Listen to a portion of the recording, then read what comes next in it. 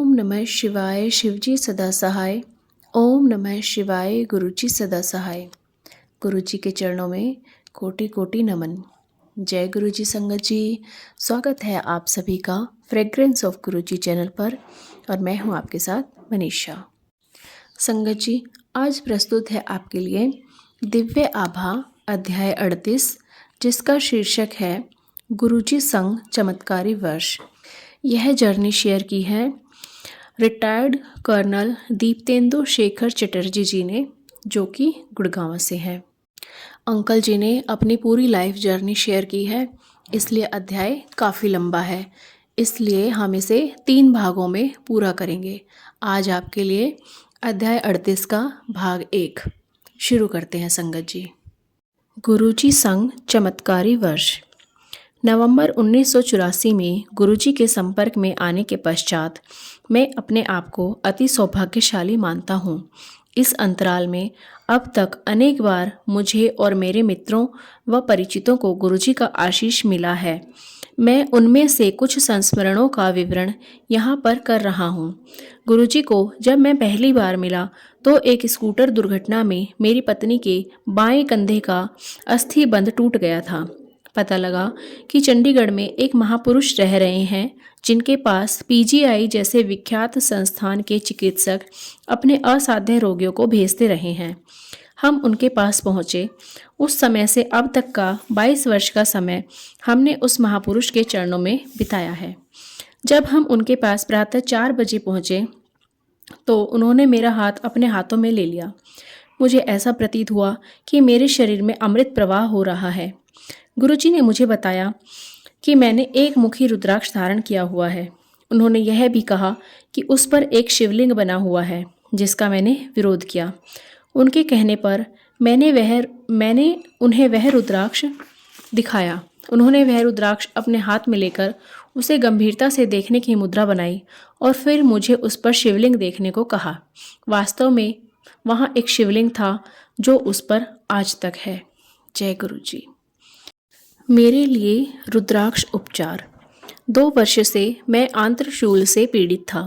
इसमें बहुत दस्त होते हैं। गुरुजी ने मुझे पीने के लिए अमृत दिया और फिर घर जाने को कहा। उस दिन मैं अपने कार्यालय नहीं जा सका क्योंकि उस दिन मुझे 24 बार शौच जाना पड़ा।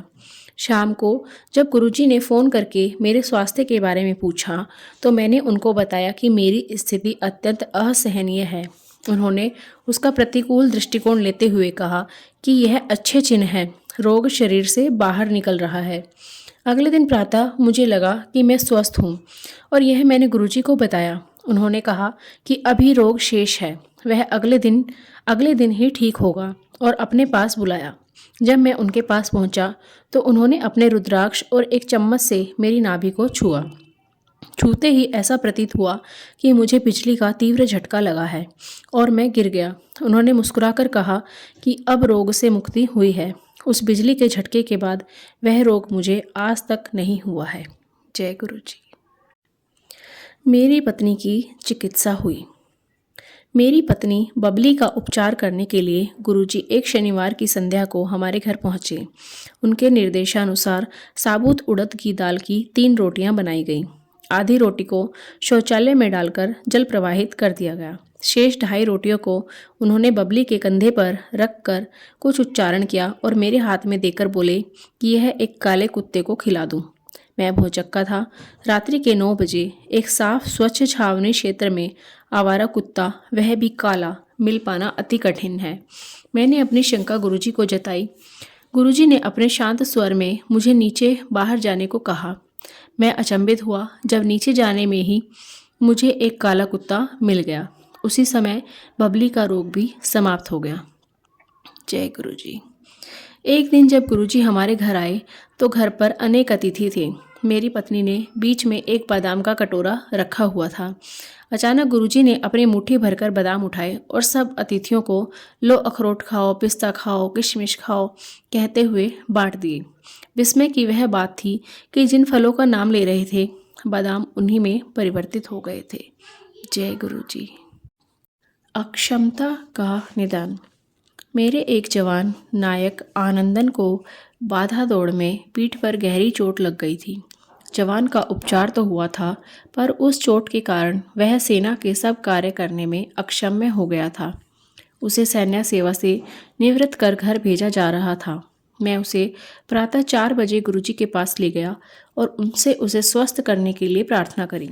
गुरुजी ने मुझसे प्रश्न किया कि यदि उन्होंने उसे रोग मुक्त किया तो उसके कर्म कौन समाप्त करेगा और इस अवस्था में वह अगले जन्म विकलांग रूप में जन्म लेगा। मैं विस्मित अवश्य था, पर मैंने गुरुजी से प्रार्थना करी कि वह अपने तप से उसके कर्म नष्ट कर दें। गुरुजी मुस्कुराए और उन्होंने आनंदन को लेटने को कहा। फिर उन्होंने उसे छूकर एक अति भयानक मुद्रा बना ली, जैसे वह किसी को डांट फटकार रहे हैं। नीचे लेटा हुआ आनंदन बच्चे की भांति धीरे धीरे सिसक कर रो रहा था और मैं आश्चर्यचकित था। फिर उन्होंने आनंदन को उठकर अपने शरीर पर से सब पट्टियां उतारने को कहा। उन्होंने यह भी कहा कि उसे स्वस्थ होने में समय लगेगा और तीसरे दिन उसे पुनः लेकर आऊं। अगले दिन प्रातः जब मैं पीटी के लिए जा रहा था तो मैंने आनंदन को अपनी बैरक के बाहर दंड लगाते हुए देखा, जैसे वह अपना शक्ति प्रदर्शन कर रहा है। मैंने उसे रुकने के लिए कहा तो वह बोला कि अब उसे कोई दर्द नहीं है और लग रहा है कि वह रोग मुक्त हो गया है। मैंने उसे गुरुजी के अगले दर्शन तक यह बातें गोपनीय रखने के लिए कहा। तीसरे दिन जब हम गुरुजी के पास गए तो उन्होंने मुझे अपने पास बुलाया और अब आनंदन की ओर उंगली करते हुए कहा कि वह शनि के प्रकोप से बाहर आया है। आनंदन का रंग साफ हो गया था और उसका वजन 13-14 किलो घट गया था। गुरुजी ने फिर आनंदन से प्रश्न किया कि उनके छूने के बाद क्या हुआ। आनंदन ने बताया कि तब से वह सोया नहीं है। गुरुजी ने तुरंत एक चाय के चम्मच से उसकी बाल्य ग्रंथि को छुआ। उन्होंने फिर मुझे निर्देश दिया कि आनंदन को बैरक में पहुंचाकर उसे सोने दूं। गुरुजी के स्थान से बाहर निकलते ही उसका सिर मेरे कंधे पर टिका और वह सो गया। वाहन चालक की सहायता से हम उसे बैरक तक लेकर आए और उसे उसके बिस्तर में लिटा दिया। आनंदन 3 दिन तक सोता रहा और पूर्णतया रोग मुक्त हो गया। तदुपरांत चिकित्सकों ने जब उसके परीक्षण किए तो उसे स्वस्थ देखकर वह आश्चर्यचकित रह गए। अब उनके पास उसे सब सैन्य सेवाओं के लिए योग्य घोषित करने के अन्यथा कोई और विकल्प नहीं था। जय गुरु जी। मृत पत्नी से संपर्क। कर्नल DRP चौधरी विधुर थे और चंडी मंदिर में हमारे घर के सामने रहते थे। एक दिन गुरुजी उनके घर गए और एक चित्र को देखकर उसके बारे में पूछा। कर्नल चौधरी ने कहा कि वह उनकी मृत पत्नी का है, जिसे भाग्य ने उनसे सदा सदा के लिए दूर कर दिया है। गुरुजी बोले कि वह तो यहीं पर है और क्या वह देखना चाहेंगे। हम असमंजस में थे। फिर उन्होंने अपना एक हाथ उठाया और हिलाया। अचानक वह चित्र हिलने लगा। फिर वह मेज जिस पर चित्र रखा हुआ था, उसके बाद एक एक करके उस कमरे की सब वस्तुएं, अलमारी, बिस्तर, सब कुछ केवल भूमि को छोड़। फिर धीरे धीरे सब शांत हो गया। गुरुजी पुनः बोले कि वह उन्हें और अपने पुत्र को छोड़कर कहीं नहीं जा सकती, वह तो इधर ही है। जय गुरु जी। उसे मारने की आवश्यकता नहीं है। एक शाम को गुरुजी हमारे घर पर आए थे। उस संगत में आसपास के कई लोग भी आए हुए थे। कर्नल चौधरी मेरे से अकेले में बात करना चाह रहे थे। दूसरे कमरे में जाने पर बोले कि उन्होंने अपने पुत्र टिल्तू को जब गुरुजी के पास आकर आशीर्वाद लेने के लिए कहा तो उसने उत्तर दिया कि संतों के पास जाने की आयु तो उनकी है, वह तो संगीत सुनना चाहता है।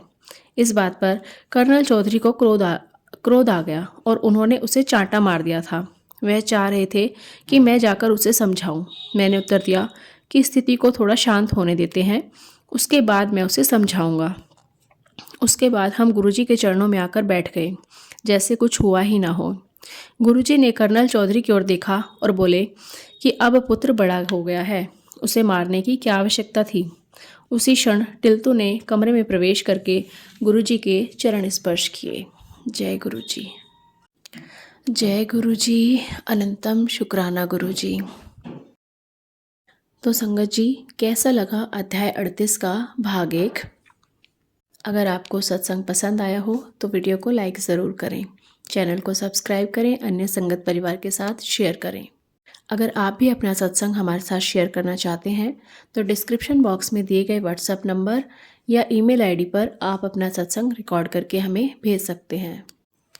चलिए संगत जी, अब करते हैं मंत्र जाप। आप भी कीजिए मेरे साथ। ओम नमः शिवाय, शिवजी सदा सहाय। ओम नमः शिवाय, गुरुजी सदा सहाय। ओम नमः शिवाय, शिवजी सदा सहाय। ओम नमः शिवाय, गुरुजी सदा सहाय। ओम नमः शिवाय, शिवजी सदा सहाय। ओम नमः शिवाय, गुरुजी सदा सहाय। जय गुरु जी। जल्दी ही मिलते हैं संगत जी भाग 2 के साथ। तब तक सभी स्वस्थ रहें, मस्त रहें, अपना ख्याल रखिए। जय गुरु जी।